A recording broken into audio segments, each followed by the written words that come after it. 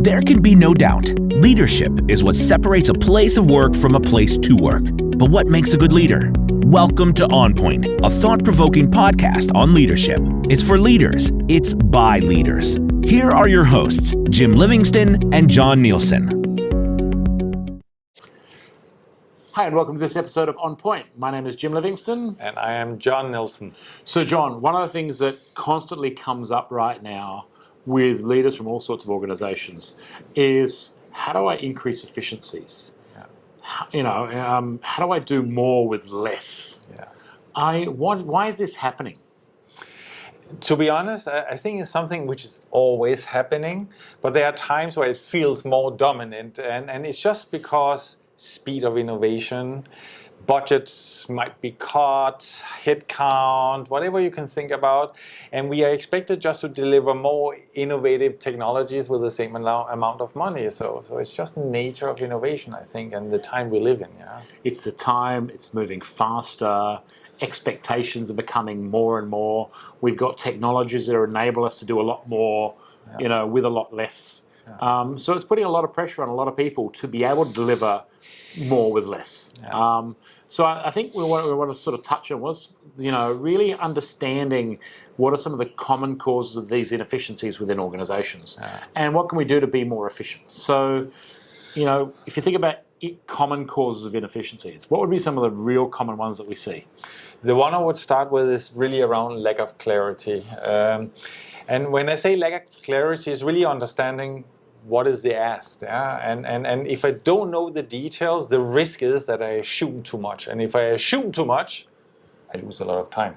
Yeah, and we see this a lot: lack of clarity over roles, responsibilities, lack of clarity over expectations on projects, on products, lack of clarity in terms of how we work together. Yeah, totally. All these sorts of things constantly come up a lot, right?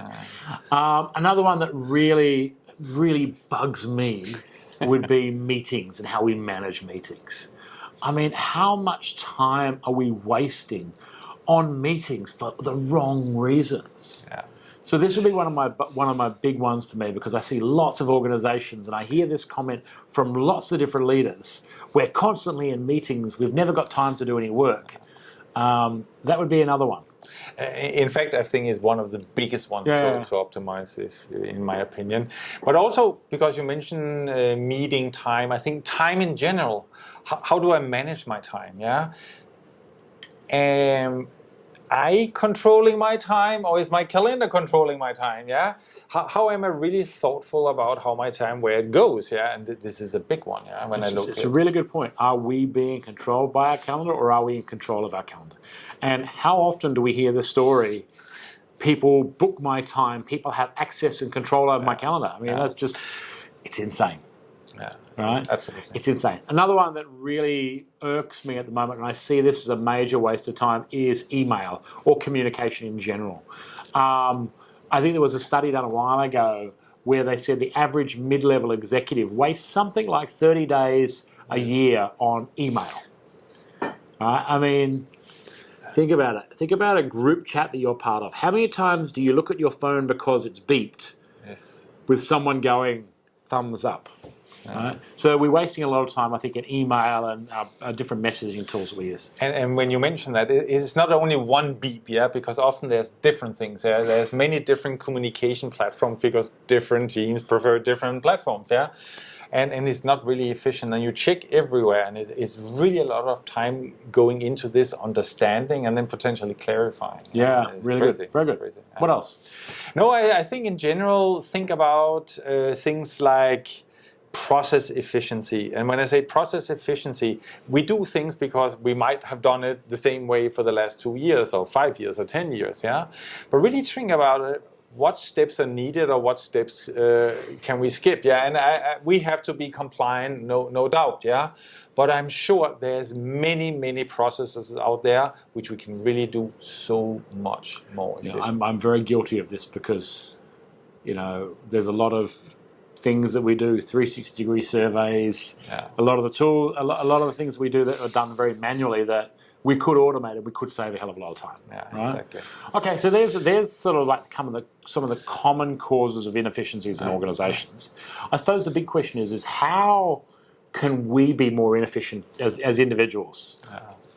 Yeah, the first one, which is my favorite one that I would start with, is really getting clarity. Whenever you get an email, phone call, chat pop-up, whatever, in which form ever, make sure you have 100% clarity on what is the ask. And the more clarity you have, the more clear it is what is expected to be delivered. Seriously, that is where it starts. And we've heard this a lot, haven't we? I wish my people would think more before they act. Yeah. And a lot of this is because there's that lack of clarity around what's actually expected. Right, so I think that's a really good point. Another one which we talked about calendar is really about taking control of our calendar. Yeah, exactly. Taking control of our calendar is just that. It's about being really, really clear about what meetings I'm going to attend to. It's about being really, really clear about how I'm going to spend my time. It involves things like not being afraid to push back. I mean, when was the last time you said to a manager, you know, I'm sorry, I can't do any more work right now, or I can do that, but it's going to mean all these things are delayed, right? So not being afraid of pushing back, I think, is a really important one. Yeah, because the thing is, if you always say yes, I can guarantee you get it's more. Always expected to be yes. You always get more, yeah. So this is one. And another one is really, I think, building on that, really take control of your time. Yeah, you own it. Really, it's that ownership for anything you do. Okay, really own it. It's your time, it's your health, it's your work-life balance. Yeah, don't let other control that. And we all have limits. Yeah, some people have, for family reason or whatever reason, have to leave the office at 5. It's okay if that's what they need to do. Yeah, we have to control it. Don't be controlled and make any compromises because you pay a high price later. It's really, I'm very into this. Yeah, it's funny you mentioned that because I remember I've got a client, senior leader in a bank. And this senior leader in the bank, they showed me their calendar, and their calendar from 9 o'clock in the morning to 6 o'clock at night was back-to-back meetings. And when they sort of analysed their meetings, they recognised that 50% of those meetings were just purely FYI type meetings. And they made some changes to a lot of different things. Firstly, they started taking control over their calendar. So no longer could people just book their time. You know, they would get an email saying, what's the purpose of the meeting? How am I supposed to contribute to a meaningful outcome? What are the pre-reads? You know, and that was really helping them get prepared for those meetings. Wow. If you couldn't get those answers, they would say, thanks very much, send me a copy of the minutes and I'll just read them in my own time. Right? But the other thing they also did was they decided, okay, well, I'm not going to spend all my time answering emails 24/7. So what happens now is when you send this person an email, you get an autoresponder that says, thanks very much for your email. I'm trying to be more efficient and more effective with my time. And as such, I will only be reading my emails between 10:30 and 11:30 each day and between 2:30 and 3:30 each day. Please bear with me as I take time through it.